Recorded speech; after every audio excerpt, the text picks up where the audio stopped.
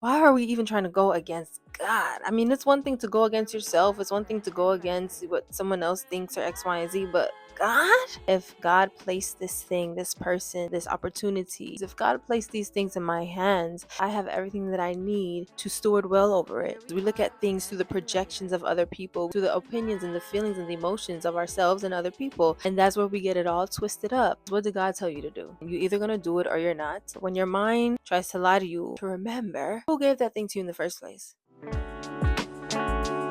Here we are, Grand and Rising. Grand Rising.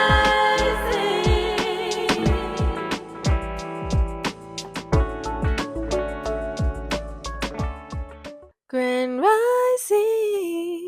Here we are, Grand and Rising, on this beautiful and blessed Willing Wednesday Rising. I just want to ask you one question. Is the Lord able to entrust you? Is the Lord able to trust you with what is important to Him, with what is precious to Him, with what He cherishes? Is the Lord able to entrust you with that thing, that person, that place? Can God trust you? Now, this is very eye-opening even for me when it comes to just about everything in my life, even my family, beloved, even my dogs, my pets, my finances, my time, the way I utilize my time. Can God continue to entrust me with time? Can God continue to entrust me with the breath of life, right? Am I going to use the breath of life for His glory and actually put it to use, put it to work? Can God trust me with my body, with my limbs? Can God trust me with a sect of people to disciple, to teach, to encourage, to love on?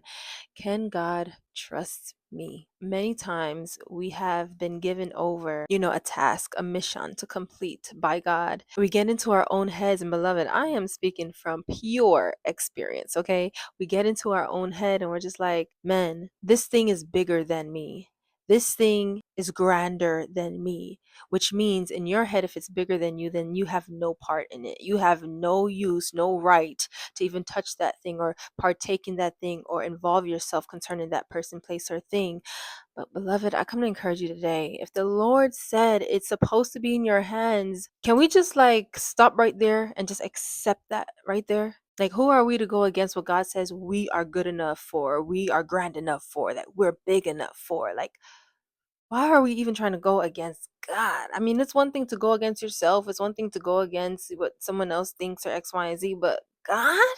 So this really woke me up. It transformed my mind in a sense of, if God placed this thing, this person, this being, this place, this location, this opportunity, these funds, if God placed these things in my hands, that means I have everything that I need to steward well over it. The reason why we believe that we cannot is because we get into our head and we look at things through our own opinions. We look at things through the projections of other people. We look at things through the opinions and the feelings and the emotions of ourselves and other people.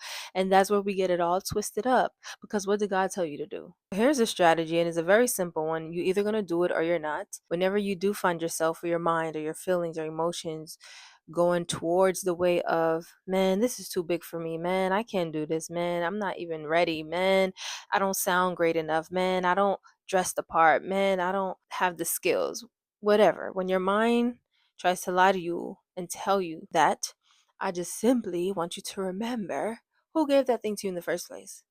Why do you even have the choice to say, you know what, I'm not going to do that thing, or I am going to do that thing? The reason why you even have that choice is because God created a platform and a space for you to be privileged enough to have that thing in your vicinity, to have that thing amongst you, to even decide are you going to do it or not. Beloved, who put it there?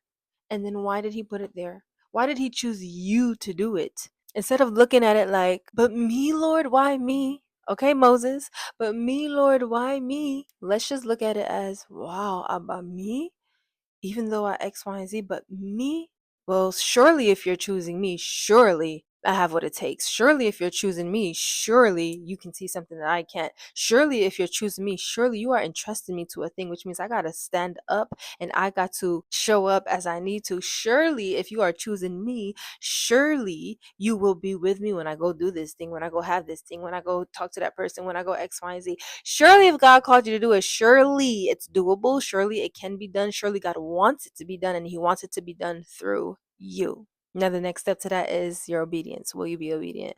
Beloved, this is something that we all need to remind ourselves and think about when we face the crazy thoughts. And the Bible tells us to take it captive, cast it out and down, all those thoughts that goes contrary and against what God says you are, what God called you to do, and who you're supposed to be. I love you, and I'll see you on tomorrow's Rising.